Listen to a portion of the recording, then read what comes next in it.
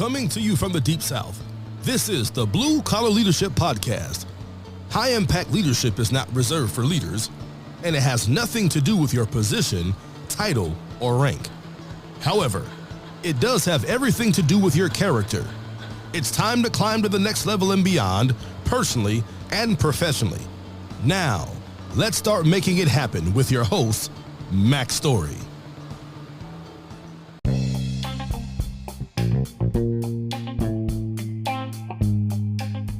Before we get started with today's episode, I want to take a few moments and give you a preview of what you're about to hear and also direct you to some other series that I already have completed on my podcast.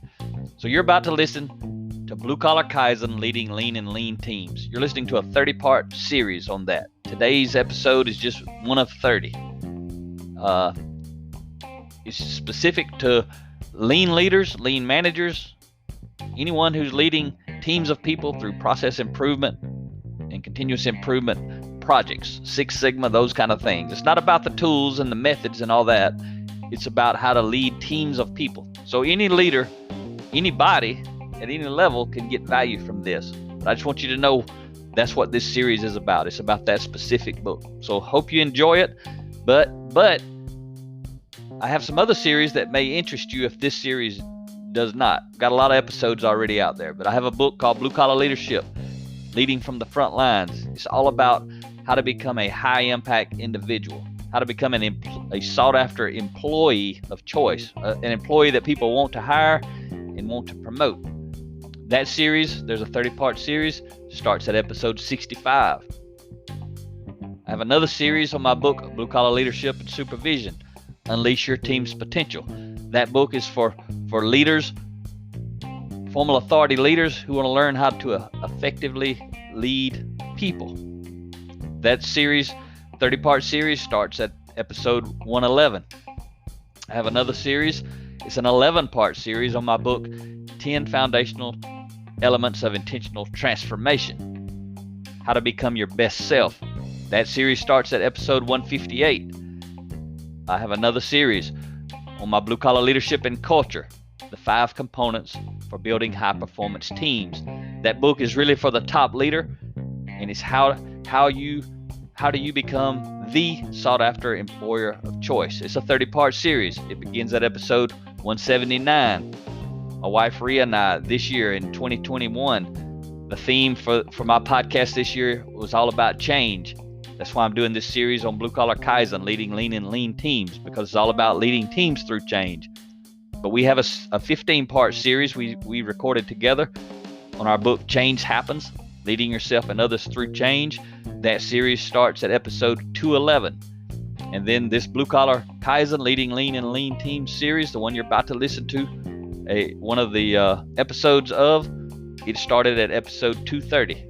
And will be a 30-part series, so it's going to take a little while to finish it. Hope you find value in some of these series. Let's get to today's podcast.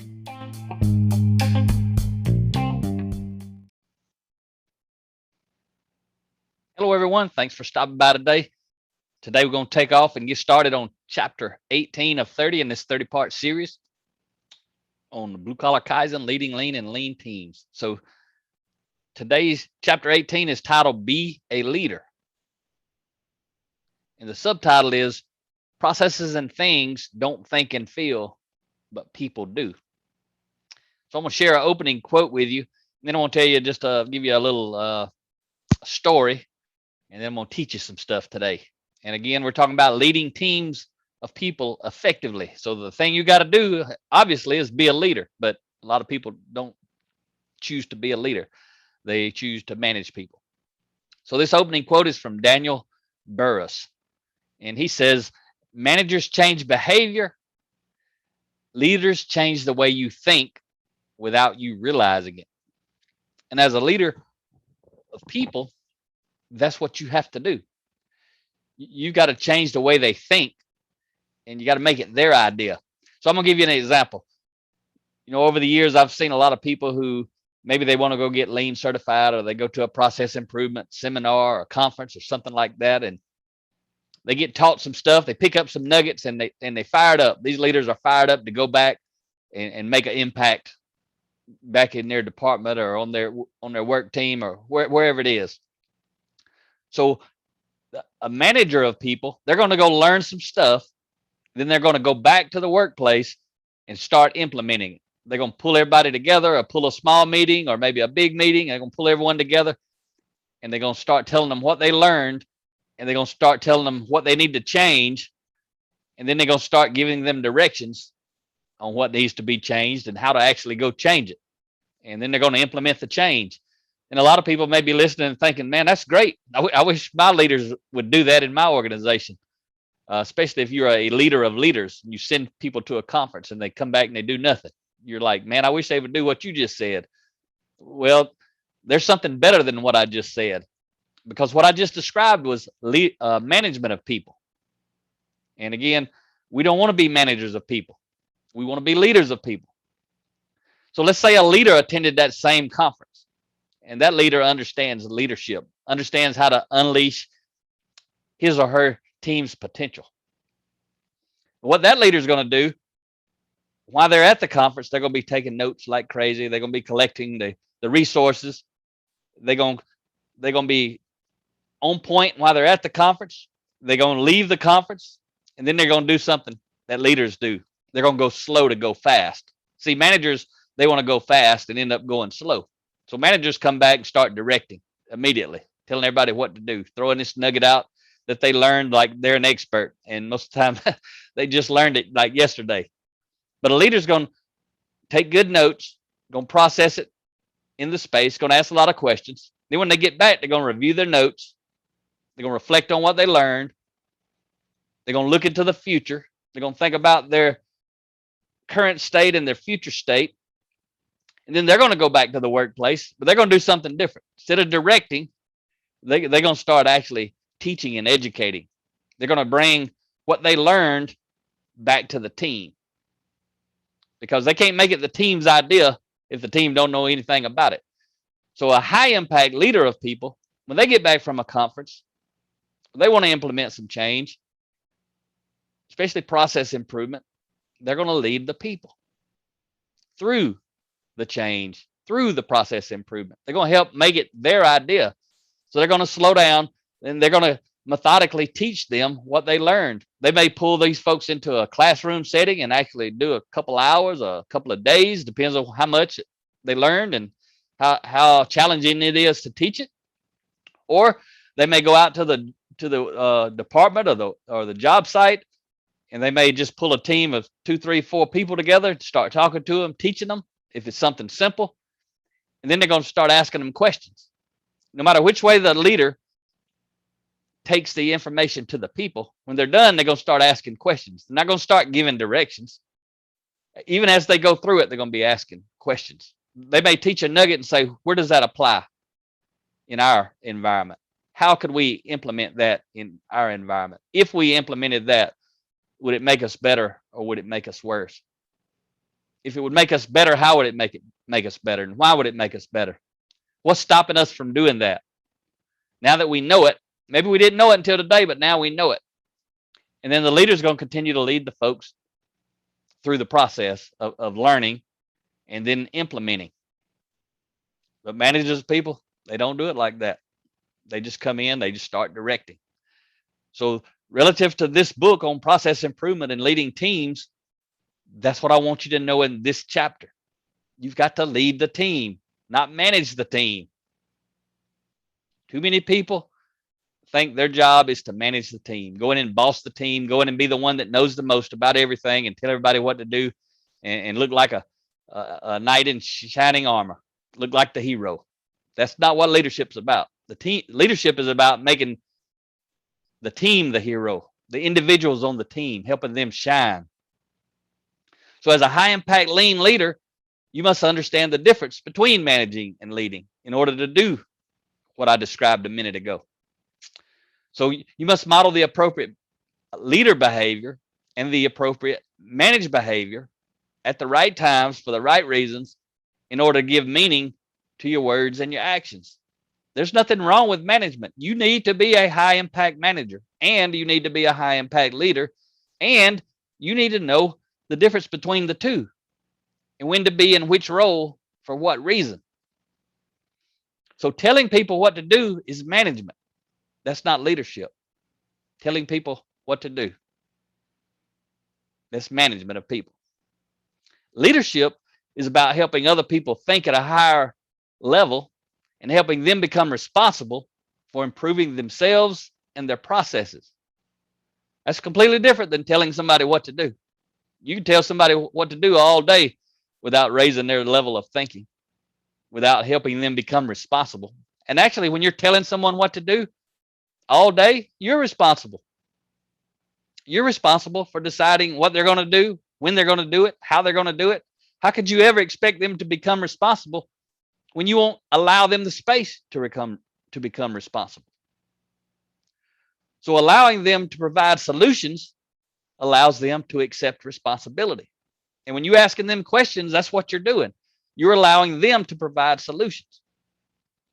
And if you like it, it's easy to get them to buy in. It's their solution. If you don't like it, you ask a question until you learn something or they learn something. And then they provide either the same solution and now you're bought in, or they provide a different solution and they're bought in. So either you're going to learn something and buy in, or they're going to learn something and buy in. So we must manage things, objects, and processes because they can't think and feel.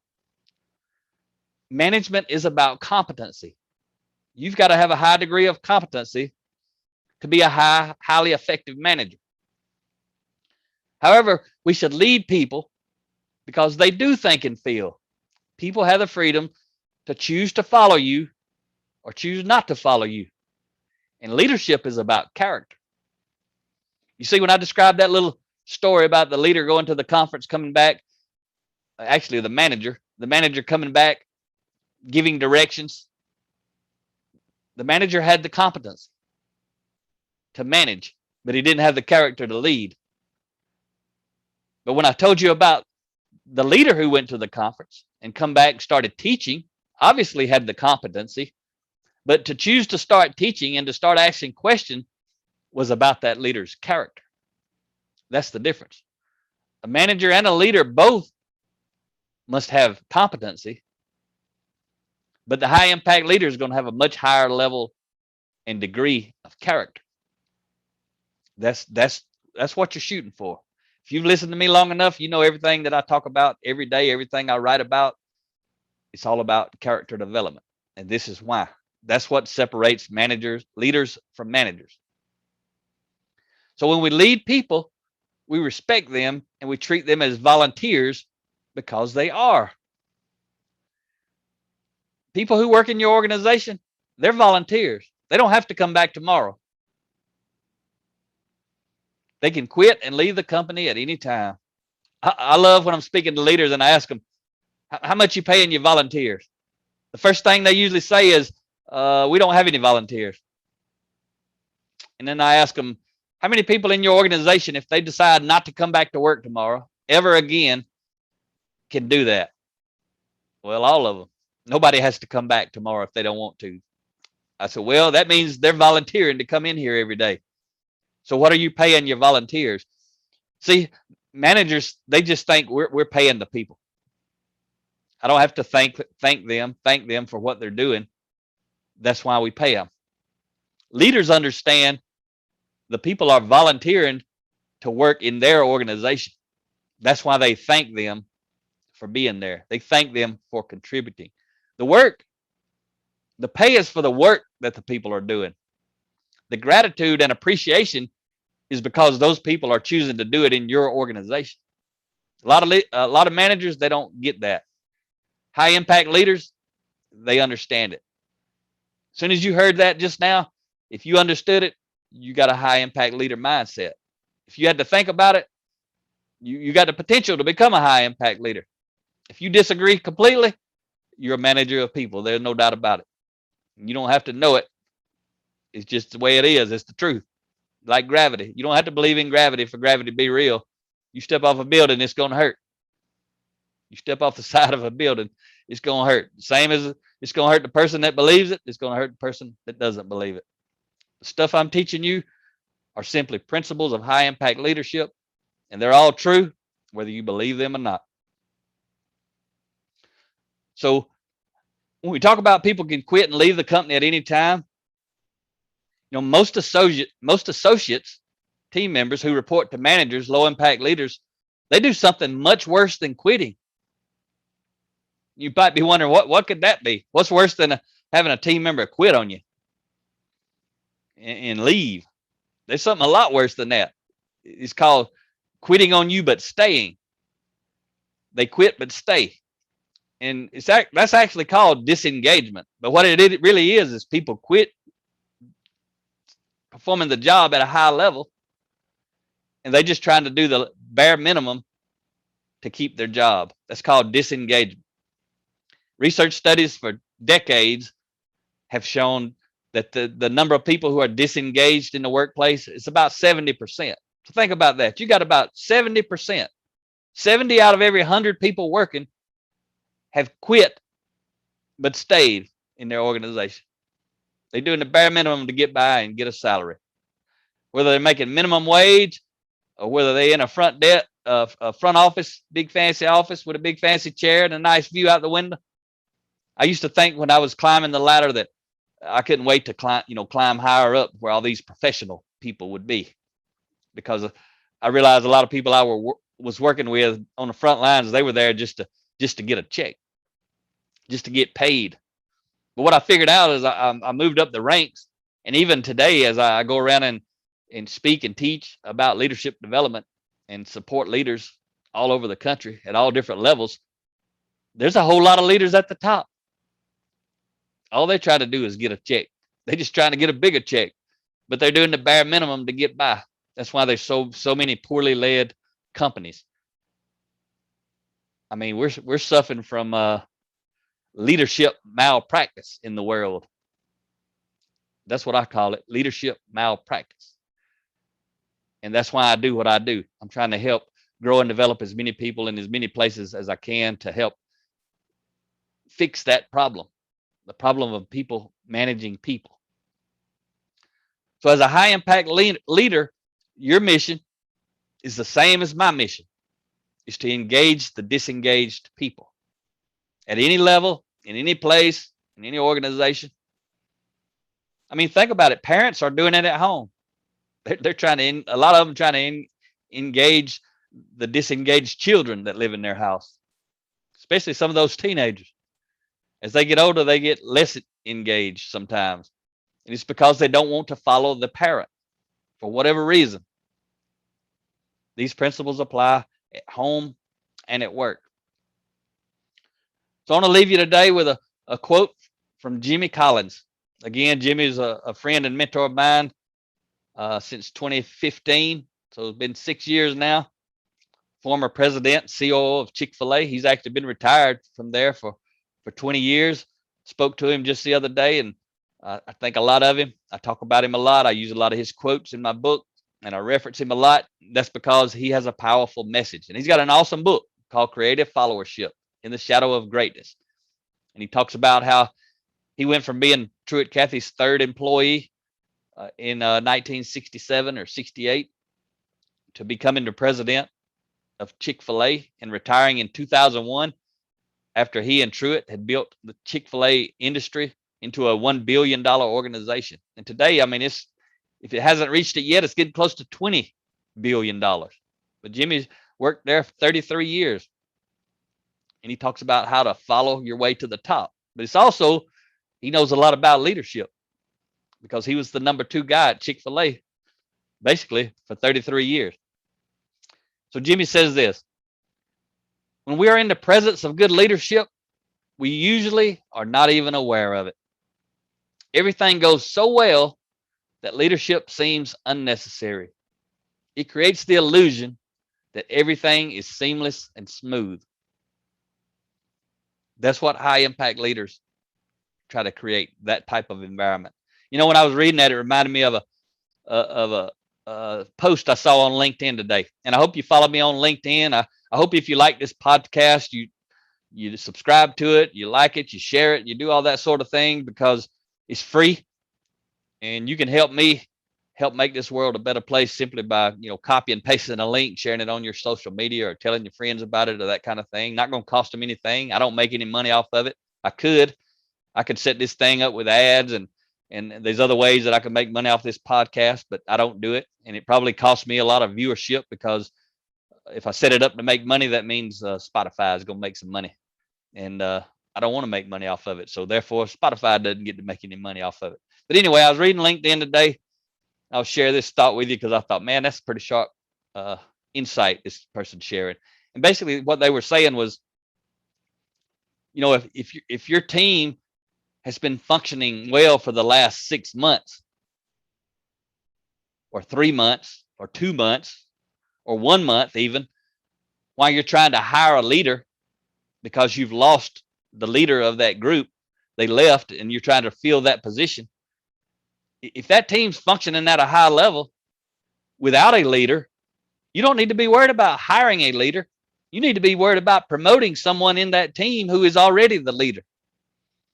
Because if the leader steps away and the team keeps right on trucking, that means you already got the leader. Save yourself a lot of time and a lot of headache and start promoting from within. I thought, man, that guy's a wizard. It's just common sense. And then when I read it, I thought about back through my time in manufacturing, 20 years that I worked inside manufacturing companies. How many times I saw that happen? Somebody quit or got terminated or moved within the company or moved to another department or another division within the same company. And then it took HR months to fill the position. Meanwhile, we just kept right on trucking along. Why did they need that position to be filled from someone on the outside? We were already doing the job. We being whatever team that was that I'm reflecting on at the moment. Could have been my team, could have been one I was observing. But the point is, promote somebody from within that team and don't hire anybody. You obviously don't need anybody if they're still making things happen. I just thought, man, that was a good idea. So I'm glad I remembered it. I'm glad this quote from Jimmy Collins triggered me to remember to share that with you today. And hope you get some value out of it. You might be a leader trying to replace a leader one day. And if it's taking you some time and the team's still functioning at a pretty high level, you don't need to hire a leader. The team's got it. You just need to figure out which person on the team it is that's actually leading the team. So I hope you enjoyed today's episode. Talk to you next time. Make it happen or someone else will. It might as well be you. Are you serious about taking your career and your life to the next level and beyond? Check out Mac Story's Blue Collar Leadership Series books and others, now available on audio, along with paperback and ebooks at Amazon, iTunes, and Audible. Please visit bluecollarleadership.com to learn about Mac's books, programs, special offers, certifications, and more. Thank you for listening to the Blue Collar Leadership Podcast.